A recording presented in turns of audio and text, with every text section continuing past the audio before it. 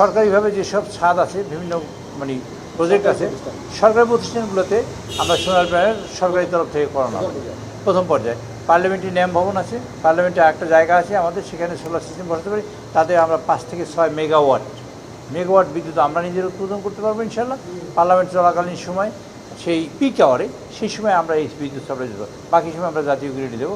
আমরা এখানে পার্লামেন্টে আয় করতে পারি অথবা সরকারিভাবে সেটা আমরা পদ্ধতি করবো। দ্বিতীয়ত হলো ব্যক্তি পর্যায়ে অনেক বড় বড় প্রতিষ্ঠান আছে, অনেক বড় বড় প্রতিষ্ঠান, ইউনিভার্সিটি আছে, কলকারখানা আছে, সেই সব যদি তারা করতে চান তাহলে সেই সবগুলো করার মানে তারা করবেন। সরকার যাতে যতখানি সহযোগিতা করা দরকার যে পদ্ধতিতে সেটা করবেন। ট্যাক্সের প্রশ্ন আছে, ব্যাটারির প্রশ্ন আছে, এগুলো করে সার্ভিস।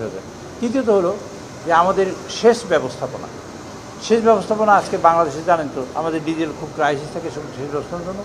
সেখানেও আমরা সোলার সিস্টেম ইউজ করা সম্ভব কিনা প্রত্যেকটা পাম্পের সাথে সেরকম কার্যক্রমও সরকার হাতে নিয়েছে।